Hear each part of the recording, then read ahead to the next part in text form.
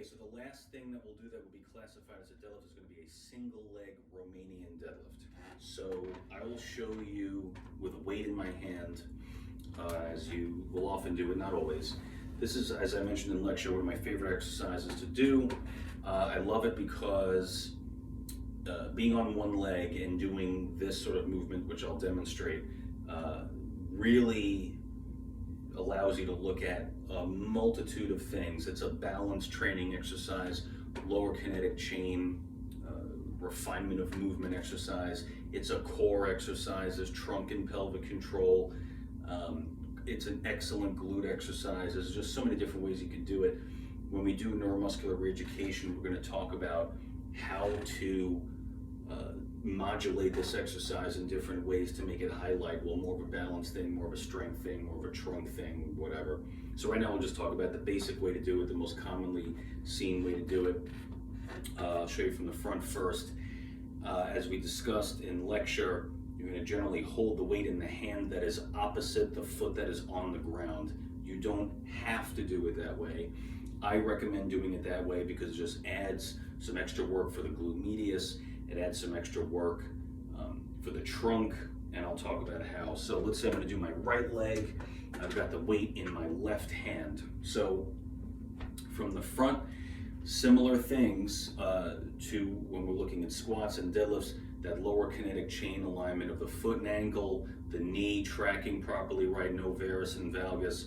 But now that the person's on one leg, obviously there's a lot more onus on them to control this. So we're going to be looking a little bit more at that. The pelvis is more of an issue now as well, because the minute I stand on one leg, you know, I can have some of this. I can have like a Trendelenburg style thing where people immediately start to lean over the top of the foot that's on the ground, so I want to be leery of that.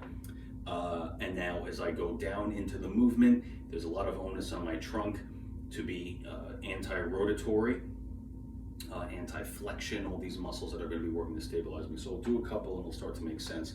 I'm going to, similar to the two-leg Romanian deadlift, my knees flex to roughly 15 or 20 degrees, and I'm going to dip down and pop back up. My body's just about parallel to the ground.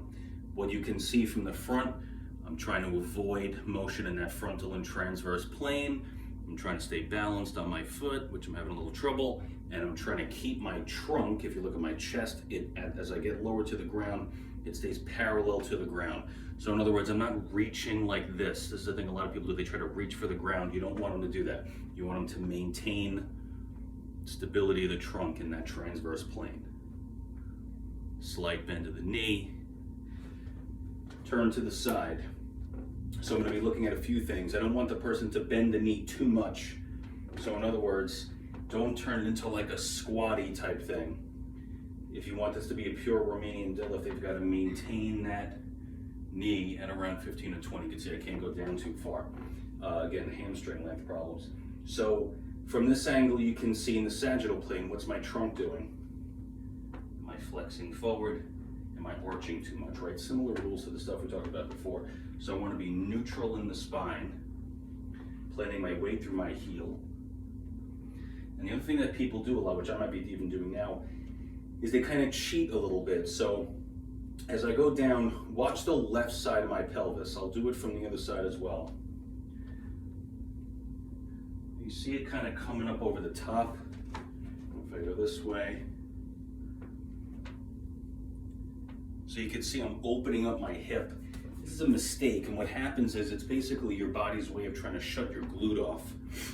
Think of it similar to like a Trendelenburg type movement, where if I dip down and my pelvis comes over the top, my glute is now, there's less of an onus on my glute to stabilize me. So similar to what we said before about the trunk, I want my pelvis to, at the bottom of the movement, maintain a parallel position to the floor. So it's really just kind of spinning. And similar to all these other movements, neutral spine, the motion comes from my hip joint, not from my trunk. So just to do one or two more. Oops, say my balance isn't that great. Watch that left side of the pelvis dipping up, coming up. Neutral spine. Again, my technique's not great because my hamstrings aren't that long. But those are the basic rules of the single leg Romanian deadlift.